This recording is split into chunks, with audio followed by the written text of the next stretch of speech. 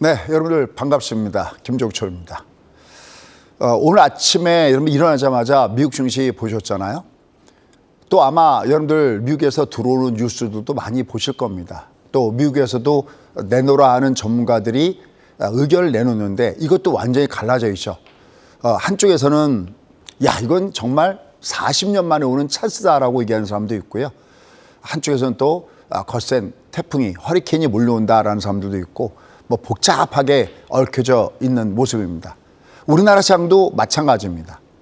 주로 지금 장을 바닥이다라고 얘기하는 사람들은 펀더멘탈 분석하는 사람들은 야, 이건 너무나 싼 구간에 와 이렇게 얘기하는 사람이 있는 반면에 또 한편으로는 여전히 부정적으로 사람들도 많이 있습니다. 가장 중요한 것은 내가 소위 돈을 벌기 위해서 소위 부자가 되기 위해서 나는 어떻게 될까라는 그런 실전적인 내용을 항상 제가 말씀드리지만 실패해서 배우는 성공학으로 여러분과 함께 하려고 합니다. 오늘 아침에도 이렇게 어려운 장에서 지켜주셔서 너무 감사합니다. 자, 그러면 곧바로 들어가도록 하겠습니다. 여러분들 금요일 장이 아주 묘한 현상이 나타났죠. 주가가 순간적으로 2,400원에 살짝 발을 담갔어요. 그렇죠? 종가는 코스피 기준으로 마이너스 10포인트로 끝났는데 저점 대비는 무려 40포인트나 올라왔습니다. 제가 이렇게 이런 말씀을 드렸어요. 주가가 밑창으로 내려갔을 때 우리가 기적으로 봤을 때 얘는 어느 정도 가면 다시 반등을 시도할 수 있을 것이냐 했을 때는 좀 이따 뒤에 가서 보이겠지만 2,400선대 라인 들어오면 거기선 다시 어떤 의미 있는 반등을 줄 수 있다라는 말씀을 드렸어요. 근데 사실 우리한테 중요한 것은 이게 진짜 우리가 찾고 있는 진짜 바닥인가라는 겁니다. 근데 내가 아직까지도 이 장을 접근했을 때 아까 얘기했죠. 똑같은 걸 놓고 누구는 돈을 버는 기회. 그러니까 지금 어느 정도 자금의 여유가 많은 사람들은 이 시장을 딱 보면서 어떤 느낌을 갖고 있냐면 결국 여기는 정말 주식을 싸게 살 수 있는 기회다라고 느끼고 있는 반면에 이미 위에서 물려있는 사람들은 이거 어떻게 탈출할까 이 생각을 갖고 계실 겁니다. 그래서 오늘 여러분과 함께하는 내용은 2,400에서 주가가 반등을 줬단 말이죠. 이게 왜 반등을 줬을까? 이건 분석하는 방법 여러 가지가 있습니다. 우리가 어떤 약속 장소 갈 때 내가 택시 타고 갈 수도 있고 지하철, 버스 타고 갈 수도 있고 가까우면은 걸어서 갈 수도 있습니다. 여러분들 이런 기본적인 생각, 펀더멘탈 기준으로 보는 사람들은 2,600에다가 선을 그어놓고 얘가 청산가치, PBR이 이르기 때문에 이 아래는 봐야 된다라는 말씀을 드리는데 여러분들이 아직까지 구별 못하는 게 뭐냐면 바닥하고 바닥존을 구별을 못하세요. 저한테 이런 질문 많이 한다 그랬죠. 선생님 어디가 바닥이에요? 그러니까 2,400이 바닥이에요? 아니면 일부에서는 2,200까지 빠진다는데요. 2,000까지 간다는데 그럴 때 항상 제가 그런 얘기예요. 종합주가지수만을 30년 이상 연구한 저로서도 바닥이 어딘지는 이게 지나가 봐야 알아요. 그럼 여러분들 듣는 분들은 무슨 생각을 갖고 있냐면 에이 그것도 못 맞추면 어떻게 전문가야? 여러분들 월가 유명한 투자의 명인들도 그런 얘기 하잖아요.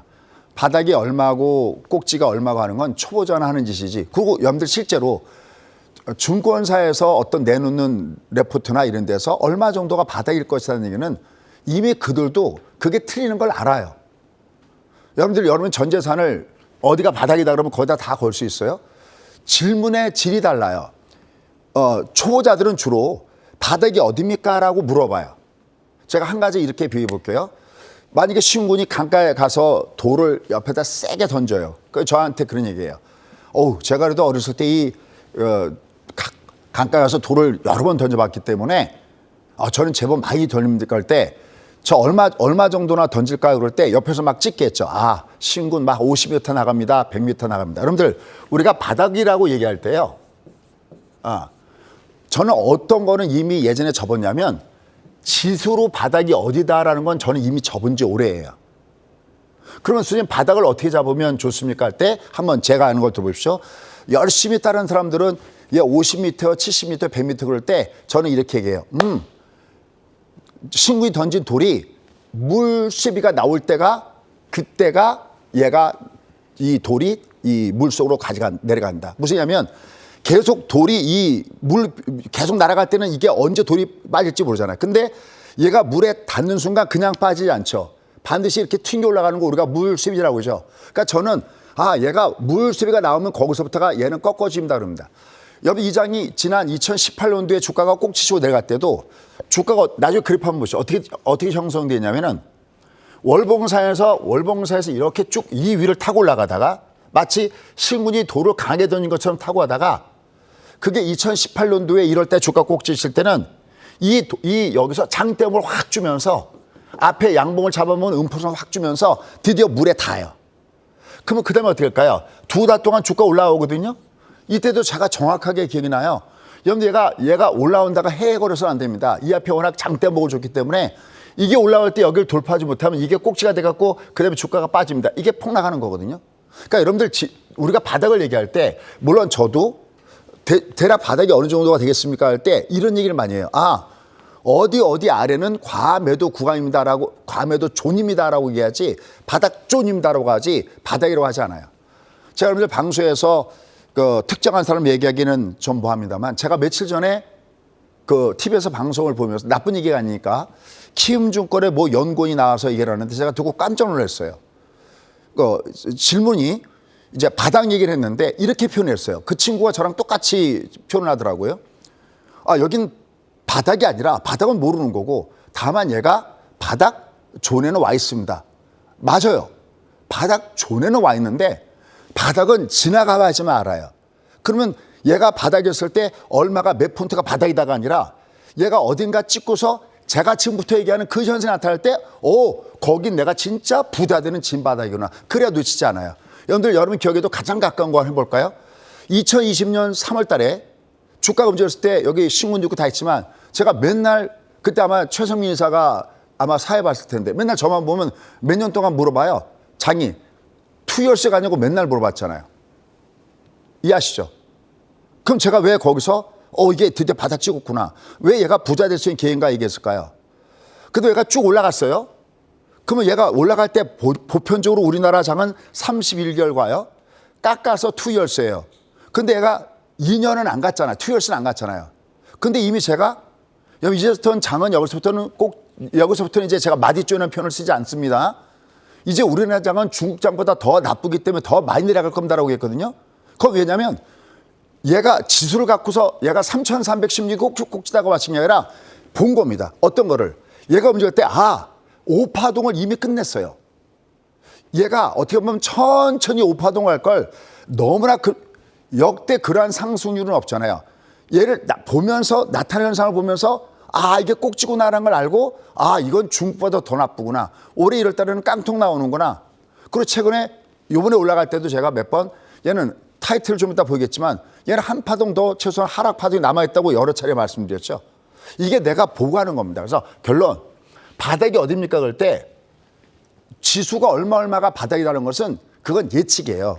그다음에 그게 바닥을 찍을 때 나타나는 독특한 현상이 있어요. 그건 그렇게 어렵지도 않아요. 그걸 오늘 여러분께 공개하려고 그래요. 그래서 오늘은 빅픽처의 그림을 여러분께 말씀을 드리고 그다음에 10시 반에 할 때는 저희가 좀 더 디테일한 걸 알아보는 그 시간을 갈 테니까 두 번째 뭐냐면 어떠한 그 독특한 그 패턴이라는 게 있어요. 바닥을 찍을 때 나타나는 패턴.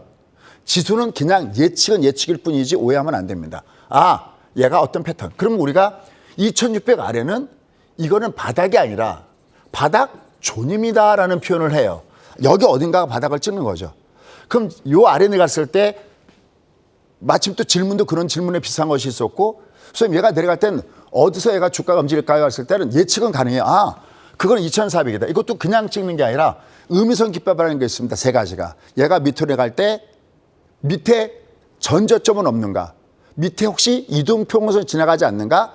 혹시 밑에 심리선은 있지 않는가? 세 가지 갖고 따지는 공식이 있거든요.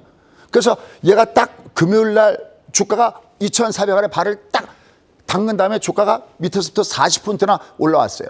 그럼 이제 그 이유를 알아야 되겠죠. 그걸 이제 여러분과 함께 제가 말씀드릴 거고요.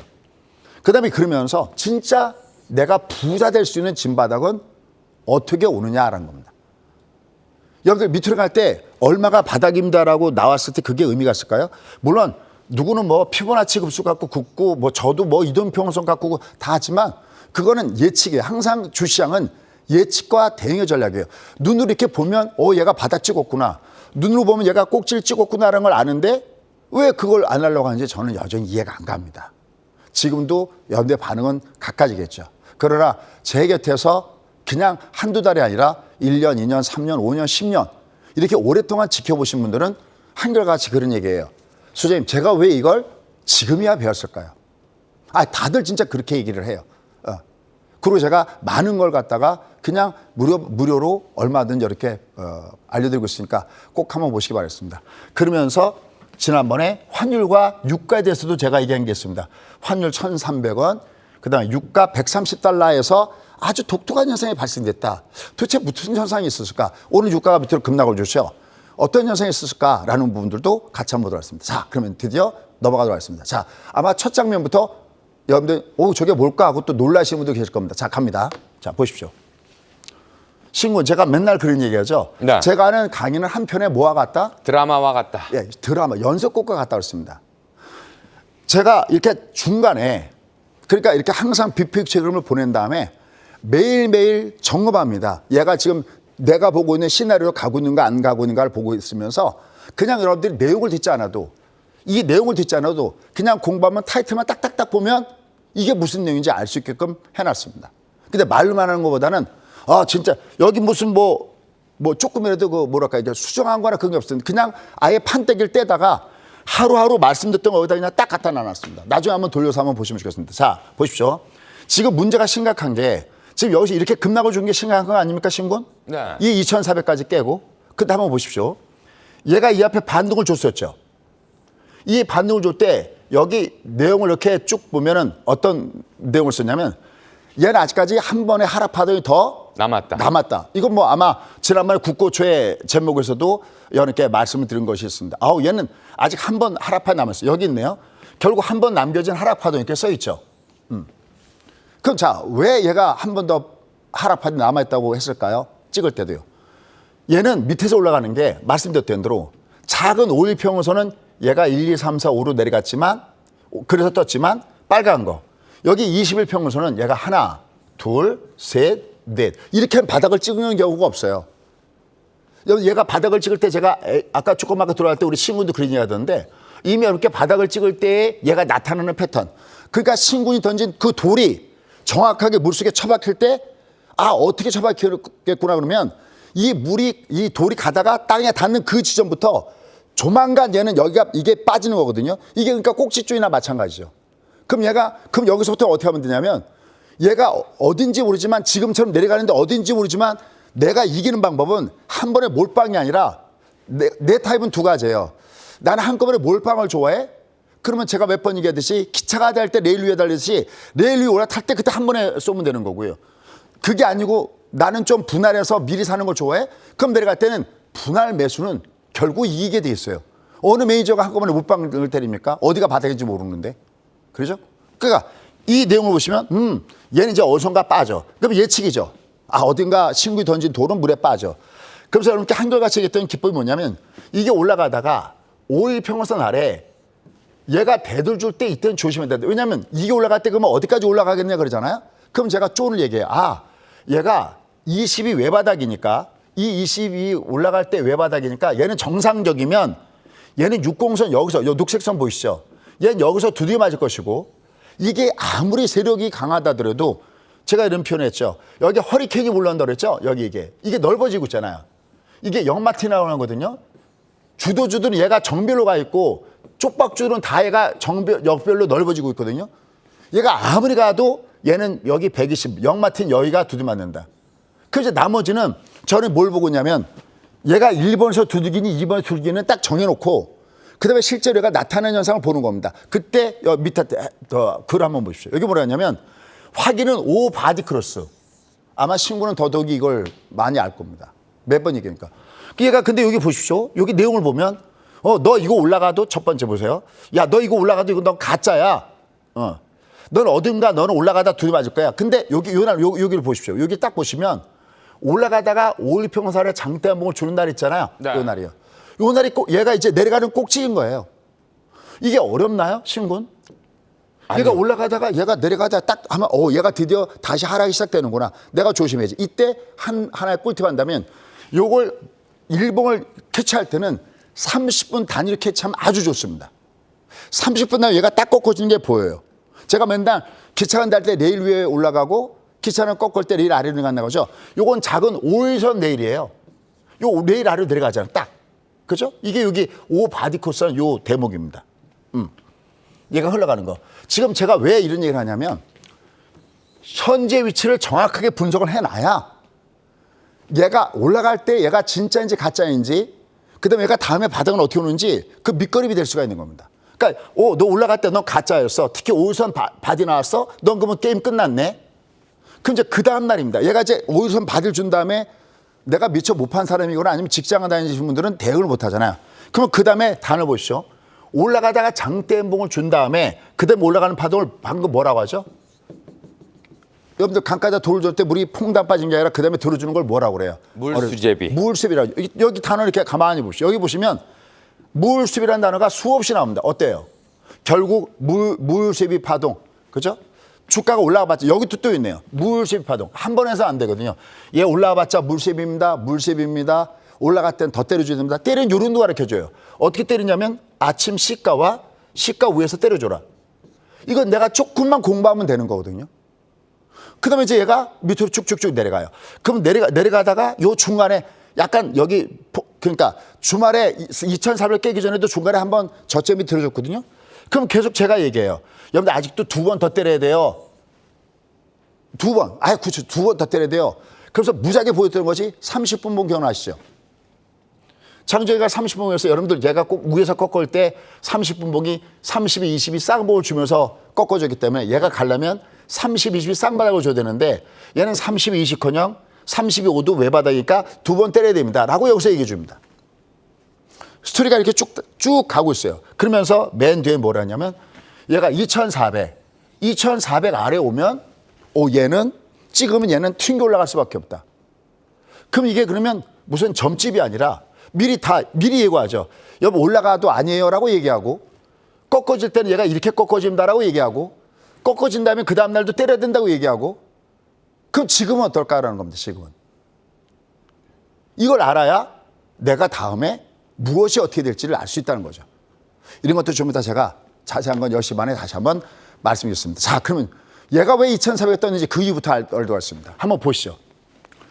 항상 여러분이 생각할 게 뭐냐면 의미선은 한 번에 무너지지 않는다. 여러분들 왜 환율이 위로 올라갔을 때 환율이 1,300대 딱 있을 때 제가 얘가 부효음, 그죠? 마주보기 쌍봉 그러면서 항상 의미선은 한 번에 무너지지 않는다라는 말씀드렸죠. 다음에 몰라요. 얘가 내려갔다가 다음에 뜰지는. 근데 한 번은 안 무너져요. 이것도 똑같아요. 얘가 내려갈 때 음인선, 여기서 72개선, 녹색선 보이세요? 녹색선 보이시죠? 얘가 여기를 순간 깨도 일단 튕겨요.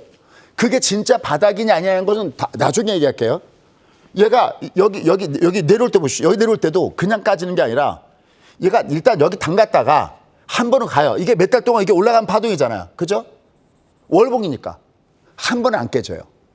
얘도 여기 지금 닫고 있는 이게 내려가다 처음으로 여기 오는 거예요. 72개선이. 한번 볼게요. 옆에 거. 삼성전자거든요. 특히 얘는 종합이나 대형주에서 특히 이런 현상이 나타나는데 녹색선에 닫고 뛰죠.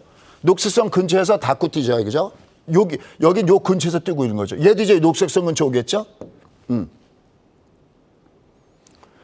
지금 녹색선 지금 들어오고 있잖아요.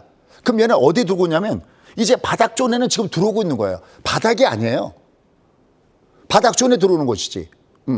그럼 난 얘가 내려갈 때, 난 월간 단위로 내려갈 때마다 넣어놓는다? 그럼 자기가 알아서 올라가겠죠. 다른 것도 잠깐 보여드려볼까요? SK하이닉스죠. 여기 72개선이죠. 여기 75개선 떴죠. 얘도 여기를 향해서 오고 있죠. 다른 것도 볼까요? 이렇게요. 이쪽이 네이버죠. 네이버도 여기 보면 여기도 이렇게 담갔다가도 결국 가죠. 얘가 지금 여기 향해서 오고 있네요. LG학은 최근에 미리 먼저 왔죠. 먼저 왔으니까 여기 70이 왔으니까 먼저 왔으니까 뜨고 있죠. 예를 들어서. 그럼 얘가 완전히 바닥 찍었느냐? 아니에요. 왜냐면 얘가 완전하게 바닥을 찍으려면 얘가 이 레일 위로 올라가야 되거든요. 다만 얘가 위에서부터 내려갔을 때 어딘가 내려갔을 때 뭔가 반동을 줄 때는 세 가지를 따져요. 하나는 이평선, 하나는 전저점, 그 다음에 또 하나는 심의선. 그럴 때 밑에 이평선이 72개선이 있었던 거예요. 그러니까 어떤 2,400의 특별한 의미가 있었던 것이 아니라 그냥 내려가도 한 번은 뜨는 구간이다라고 보시면 됩니다. 나중에 여러분들 99.99로 한번 제가 나중에 설명해 볼게요. 제가 혹시 까먹으면 저한테 얘기해요. 99.99. 그러니까 모든 종목이 올라가다 꺾어질 때 예를 들어서 이런 겁니다. 올라가다가 20이 외봉이에요. 근데 얘가 내려가다가 여기 중간에 중방을 60을 깨요. 근데 여기 마틴이 이렇게 있잖아요. 나중에 지금 여러분 하시면서도 보십시오. 얘는 백발백중 거의 다 떠요. 그러니까 지금 만약에 종합이 무너지면서도 종목군들 중에서 20이 외보로 꺾어진 종목 있잖아요. 걔들은 밑에가 반드시 뜨는 자리예요. 떠야 돼요. 지난번에 환율 웨프 나올 때 한번 보여드릴게요. 지금도 종목 중에서 20이 외보로 꺾어진 종목은 얘가 최악의 경우가 되더라도 마틴 구간에 와서는 뜨게끔 돼 있어요. 그걸 중방이라고 그래요. 지금 무엇이냐면 다시 종합으로 가볼게요. 종합으로 지금 가보시면 얘가 여기 한번 보세요. 이게 외봉이죠. 이게 지금 외봉이죠. 이게 그냥 역N자가 아니죠. 얘가 즉 내려갈 때 이렇게 역N자로 빠지지 그냥 스트레이트로 안 빠져. 여기 이렇게는 안 빠진단 말이죠. 조금 더 출렁거리더라도. 그래서 얘는 지금 현재 이게 스트레이트로 내려오니까 여기서 자꾸만 뜨려고 할 거예요. 근데 중요한 거는 그럼 이게 이제 그럼 여기서 2,400을 바닥을 찍고 주가가 뜨느냐라는 겁니다. 그럴 때 여러분께 이런 말씀 드렸어요. 여러분 지금 이 장은 최소한 6월 달까지는 빠져야 된다라는 거였었죠. 이 앞에 국고출 보면 제가 여러분 지금 여기서는 바닥을 줄 수가 없어요. 왜냐하면 우리나라가 하락 사이클은 18개월인데 1년 6개월 동안 빠져야 되는데 주가가 가격으로 빠졌어도 즉 2,600 아래가 어딘가가 바닥존 형성하겠지만 가격으로만 빠져서 안 되고 맨날 제가 공에다가 비유하죠. 축구공이 멈추려면 땅에 닿는 거와 그다음에 무슨 기간이 필요하다 그랬죠? 통통통통 기간 바닥이 필요하다 그랬죠. 그럼 얘가 꼭지를 쳤을 때 보십시오. 얘가 꼭지를 쳤을 때가 언제 꼭지 쳤냐면 2021년도 6월 25일 6월 달에 꼭지 쳤거든요.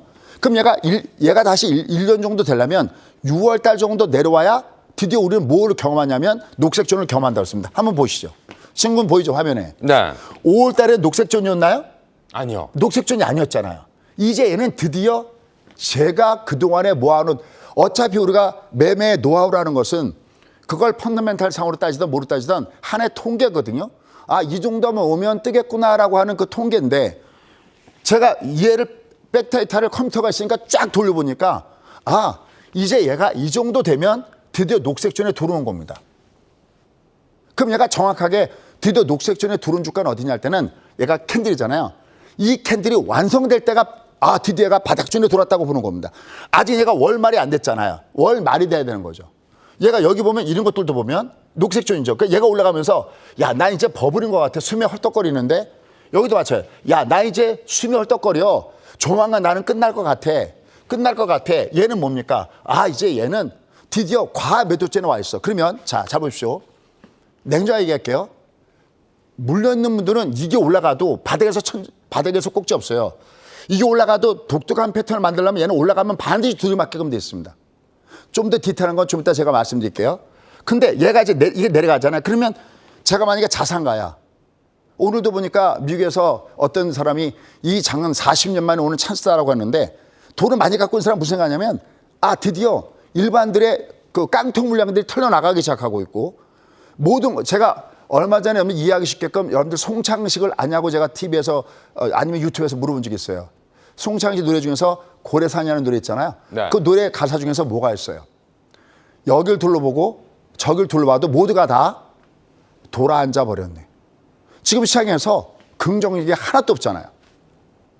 그런 상태에서 얘는 지금 주가가 내려가고 있기 때문에 이게 올라가도 모멘텀이 없으면 얘는 올라가도 또 두들맞게 하면 됐어요. 그러니까 주가가 뜰 때는 가장 중요한 것은 경기가 좋아서 올라가든지 아니면 지난 2020년도 3월 달처럼 금리가 싸서 돈가치가 빠져서 올라가든지 둘 중에 한 가지 모멘텀이 있어야지만 주가가 올라가는 거예요.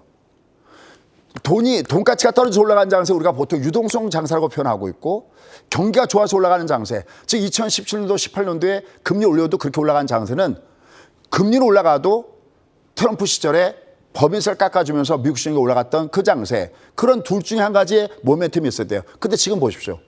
지금 어떨까요? 뒤에 가서 데이터가 있지만 그러니까 얘는 이제 비로소 이제 그 악재들이 반영돼서 들어오는 투매처는 분명히 들어와 있어요. 그러니까 일반 투자자들은 이거 물려서 어떡하지 그 걱정하고 있지만 누군가 한편에서는 웃고 있다는 거죠. 드디어 내가 주식을 싸게 살 수 있는 기회에 들어온구나. 하지만 그들은 절대 몰빵으로 안 들어갑니다. 왜 아직 확인도 안 됐는데 주변 여건이 확인도 안 됐는데 오늘도 뭐 제롬파일 여러 가지가 있었으니까 그럼 이제부터는 얘가 들어온다라는 걸 알고 있는 겁니다. 어쨌든 6월 달까지 기다렸는데 드디어 얘가 들어오고 있습니다. 자, 그럼 이제 중요한 거 저만의 얘기를 가져갈게요. 선생님 그럼 바닥 어떻게 찍어요? 아까 그 현상. 자, 중요한 거요.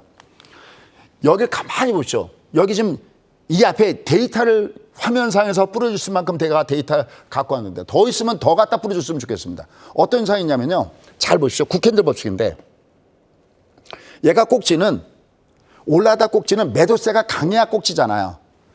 그럼 얘가 올라갈 때 당신 어딘가 꼭지 한번 잡아봐 그러면 이 사람이 만약에 캔들이 10개면 꼭지 잡아봐 그러면 이 사람이 꼭지를 잡을 수 있는 10분의 1밖에 안 되죠. 근데 이 사람이 주가가 꼭질 때는 음봉지연화가 꼭지하라는 아주 간단한 노하우를 안다면 얘가 올라갈 때 양 모을 때는 지금 꼭지 아니야 그러겠죠. 그러다가 뭐를 꼭지라고 잡겠어 이 사람은. 꼭지잖아. 그렇죠. 음봉지연화죠. 그럼 확률이 어떻게 확 높아지죠. 그죠? 그럼 예를 보십시오. 얘가 내려갈 때 얘가 이제 여기 투매점 와서요. 녹색존에. 당신 내려갈 때 바닥이 어디야? 여러분들 계속 다 샀잖아요. 그럼 얘가 바닥이 어디 갈 때 아무 생각 없이 바닥을 잡으면 얘가 12개면 맞춰 확률 10분의 1 엄청나게 낮아지지만 이 사람이 바닥은 양봉주 하나가 그러니까 얘가 양봉주 하나가 와야 바닥이라는 걸 안다면 이 사람 보고 있다 보세요. 녹색 다음에 양봉이죠. 화면에 잘 보일까 모르겠어요. 저는 사실 화면에 이게 얼마나 잘 보일지 모르겠는데 친구 화면에 잘 보이나요? 얘가 네. 녹색 다음에 양봉이죠. 여기 보시죠. 얘가 1998년도에 IMF 터질 때입니다. 얘가 그냥 쉽게 해서 음봉 내려갈 때는 분할이에요. 어딘지 모르지만 결국 내가 사두면 끝내 올라가겠구나. 근데 진짜 여기가 바닥이 있거냐 할 때는 언제냐면 음봉을 하다가 양봉을 주는 거기 어딘가가 바닥이거든요.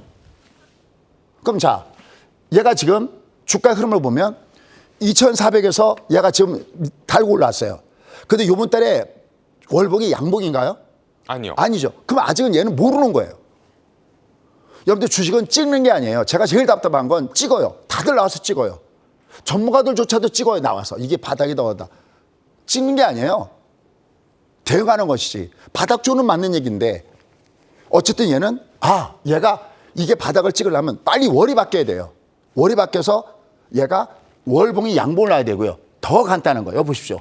더 간단한 건 맨날 제가 이렇게 얘기했지만 이게 빨간 열차가 레일 위에 올라타야 드디어 확인된 거예요. 제가 바닥은 여기서 잡아드린 거거든요. 사실은요. 2020년도 3월 달에 받아들인 거죠. 이건 제가 직업이 이거 딴 거. 이거는 다른 거. 일봉이라든지 빅스 지수라든지 또 금리를 제로로 하고 아까 얘기했죠. 금리를 제로로 하고 뭔가 모멘텀을 주는 그런 상황. 양적 완화를 하고. 하지만 얘가 여러분이 직업이 이게 아니잖아요. 그럼 내가 바닥을 찔 때는 이게 어떻게 신호를 준다면 결국 여기 양봉을 주죠. 이게 첫 번째 신호인 거예요.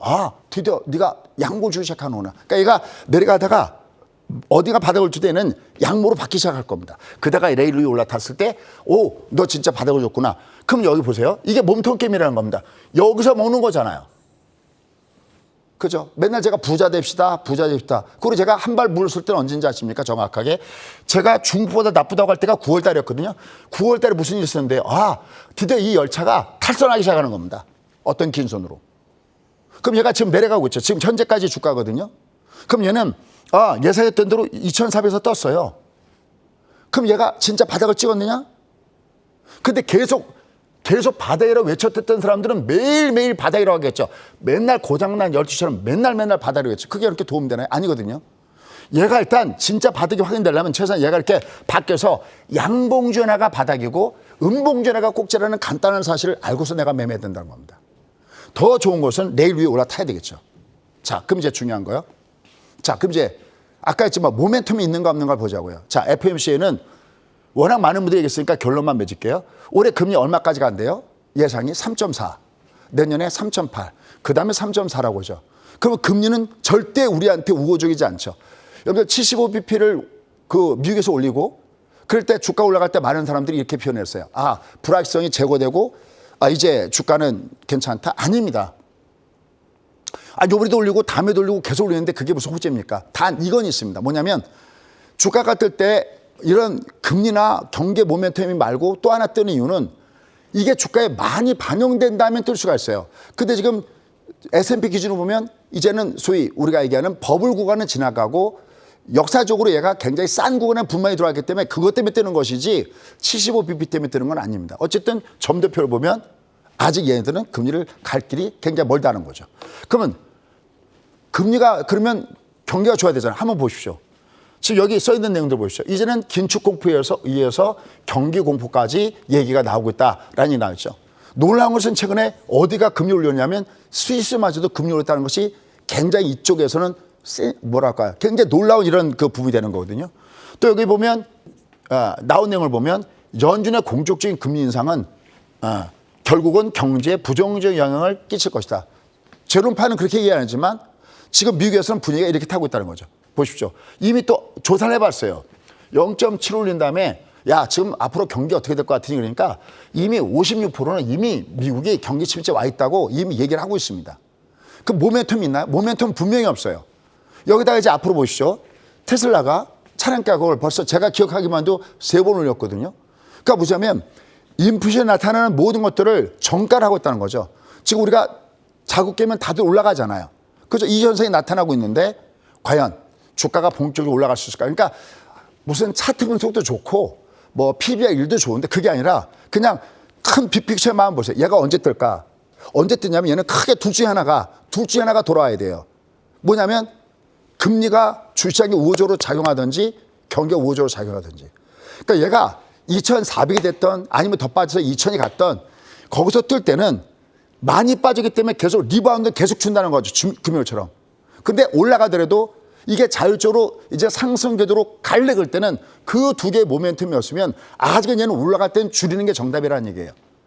줄여놓고 다만 얘가 올라갈 때 못 올라가지만 내려갈 때는 야 이거 충분히 반영됐어. 그러니까 얘가 내려갈 때 자꾸만 매수가 형성돼서 왔다 갔다 하는 겁니다. 그러니까 바닥에서 계속 이렇게 데코보커 나타나면서 마치 십수 패턴처럼 이게 나타날까 없기 때문에 너무 막 매매를 서둘 필요는 없다는 거죠. 그런 관습은 우리나라 볼까요? 미국은 그렇다고 칠게요. 여기 우리나라 이제 미국이 빅테크 가는데 우리 금리 올려야 되잖아요. 그죠? 지금 지난번에 얘기했죠. 이 소위 주담보 대출이 7%를 돌파하고 있다. 그다음에 이번에 이창용 하는 총재는 이미 인플레이션 파이터를 자처했죠. 야, 우리가 금리 이렇게 올라갔을 때 우리가 이걸 견딜 수 있을까? 한번 이걸 냉정하게 한번 우리가 생각해 볼 필요가 있다는 거죠. 그래서 미 쌍둥이 적자 얘기는 제가 벌써 몇 개월 전에 여러분들 우리나라가 처음으로 쌍둥이 적자 얘기가 나옵니다라는 얘기도 했어요. 환율 올라가는 이유도 바로 그중에 한 이유도 바로 여기에 있다라고 우리가 보셔야 되겠죠. 자, 그럼 이제 결론 맺도록 하겠습니다. 자, 보시죠. 지금 현재 상태에서 우리가 그러면 바닥을 가장 찍기 좋을 때 얘가 이제 알았어. 이제 얘가 올라가도 앞으로는 아직은 두둥이 맞아야 돼요. 근데 내려갈 때 이제 이 정도면 소위 내려갈 때마다 줍줍할 수 있는 자리가 왔을 때 뜰 때는 어떻게 뜨냐 할 때는 가장 빠른 거는 이거예요. 이걸 꼭 이 그림을 잊지 마시오. 무조건 주가는요. 요번에 올라가다가 밀렸잖아요. 올라가다 밀렸는데 무조건 여기 화면에 보시면 이 60선을 무조건 빵 하고 떠줘야 돼. 이게 처음에 가장 먼저 중요한 겁니다. 아, 드디어 바닥을 찍으려고 그러는구나. 그다가 내가 내려왔다가 이렇게 올라갔다. 이걸 롱텀에 쌈바닥인데 이렇게 이게 나오든지 아니면 두 번째는 이겁니다. 지금 60은 3파동에 있거든요. 아니 얘처럼 여기 똑같아요. 공통점 뚫고 올라간 다음에 여기서 N자를 줬다. 그러면 얘는 주가가 진짜 드디어 바닥을 찍는 거다라고 할 수 있어요. 그럼 얘는 둘 다 공통점은 뭐냐면 올라가도 다시 한번 빠지기 때문에 아주 올라갈 때 아직까지 한 번에 더 매도 타임이 있다는 것을 염두에 두시고 여러분 매매하셔야 됩니다. 함부로 뭐 신용 쓰거나 그렇지는 아직까지 안 된다는 거죠. 코스피 한번 보십시오. 그럼 얘가 어떻게 될까요? 이게 지금 금요일 날의 주가잖아요. 오, 많이 빠지면 떠요. 뜨는데 얘가 상승을 줘도 이 빨간 여기를 뚫고 올라가도 이게 다시 한번 내려왔다가 그다음에 간다는 거예요. 가장 빠른 시나리오가 그래요. 이게 만약에 62파동까지 가면 더 먼 얘기가 되는 거고 가장 빠를 때는 이게 나와줘야 된다는 거죠. 그러니까 아직은 위에서는 얘가 위에 매물이 놓여져 있는 부분이 있기 때문에 그걸 염두에 됩니다. 그러기 위한 조건은 뭘까요? 우리나라는 환율과 유가를 봐야 됩니다. 얘는 지금 여기서 1,003에서 막혀 있죠? 이거 아직 모르잖아요. 어떻게 될지 사실은. 그럼 이게 어떻게 될까? 자, 선 하나 긋게요. 환율이 어디 아래로 내려가야 되냐면 이럴 때 중요한 키포인트가 여기 한번 보시죠. 제가 한번 거들었는데 얘가 이렇게 올라갔다 내려간 다음에 왔다 갔다 할 때 여기 저점을 깨면 어우 드디어 환율이 안정적이구나라는 겁니다. 이거 모르는 거잖아요. 그러니까 얘도 여기 밑에 라인 보이죠? 요 라인을 여기 내려왔다가 그러니까 얘가 공식이 어떻게 되냐면 얘가 여기처럼 유가도 마찬가지예요. 20일 쌍봉을 준 다음에 어떤 현상이 나타나냐면 여기 저점을 확 깨면 드디어 얘가 이제 추세적으로 무너질 수가 있어요. 이게 1차 충격이라고 하는 거거든요. 얘 한번 보실까요? 내려갔다 올라가고 있죠. 그러니까 얘는 여기서 왔다 갔다 할 때는 얘가 꼭지인지 아직 확인이 안 된 거예요. 얘가 그러면서 요 라인, 요 밑에 있는 직전 저점 여기를 많이 깨고 나가면 드디어 이제 외구들이 몰려오겠구나. 내가 좀 더 배팅을 강하게 쏴야 되는구나 하는 것은 이걸 보고 대응하는 거고요. 유가 한번 볼게요. 유가는 이미 여기 장대목을 줬다 그랬죠. 여기서 소위 투기적으로 해쳐 드셨던 분들이 여기서 팔고 나간 가격대가 WT 기준으로 130달러라고 했습니다. 얘는 상대적으로 편해요. 얘는 시간만 지나면 경기가 지금 하향 곡선을 거리고 경기가 침체가 되고 그러는데 이거 기름 계속 쓰겠습니까? 그러니까 푸틴이 저렇게 떠드는 것도 지금이 좋은 시절인 거죠. 우리가 일본한테 당하고 난 다음에 어떻게 됐습니까? 우리가 여전히 일본에 질질 끌려가고 있나요? 뭔가 새로운 대안을 마련하죠. 전 세계 글로벌적으로 이번에 푸틴한테 당했기 때문에 다음에 이게 어느 정도 이제 유가에 대한 것들이 어느 정도 진정되고 그러면 아마 러시아는 저렇게 못 살아 있을 것 같습니다. 왜? 우리는 이미 경험해서 그게 나오는 거거든요. 그러니까 얘도 꺾을 때는 어떻게 되면 유가도 순간 내려가는 건 얘는 계속 여기 장대 보니까 두들맞는데 얘도 여기다 줄을 거놓고 간단한 겁니다. 얘가 이렇게 놓고 여기마저 깨고 내려가면 드디어 얘는 유가가 완전하게 하얀 길로 넘어갔다라고 얘기하면서 보시면 좋을 것 같습니다. 그래서 지금의 장은 결론. 2,400에서 얘가 뜨고 계속 또 내려가면 자꾸만 뜰 겁니다. 하지만 위로 올라갈 때는 아직은 얘는 물량을 더 소화를 받아야 됩니다. 왜? 모멘텀이었기 때문에. 다만 천만다행인 것은 돈을 많이 가진 자들은 지금 얘를 딱 보면서 아직 모멘텀은 없지만 모든 게 다 나타난다면 좋같지는 않거든요.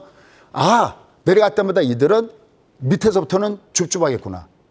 근데 줍줍할 때 내려갈 때 그냥 사? 이게 아닌 거죠. 그 디테일한 것은 좀 이따 10시 3분에 그들은 돈을 부자 되기 위해서 어떻게 주식을 모아가는지 그 노하우를 여러분께 말씀을 드리겠습니다.